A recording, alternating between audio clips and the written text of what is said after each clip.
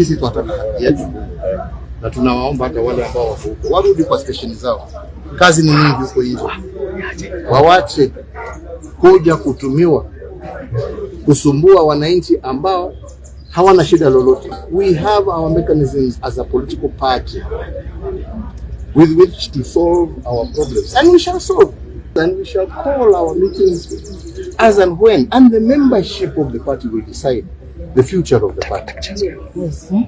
And we don't need to be governed or to be ruled or to be pushed by police we will make our decisions in a peaceful manner, because we are peaceful people who wish to live in a peaceful country.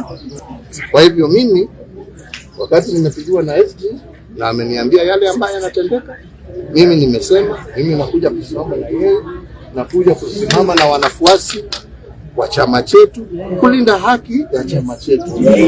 Mimi sina lolote lingine, na mimi nawauliza Wakenya tuishi kwa amani,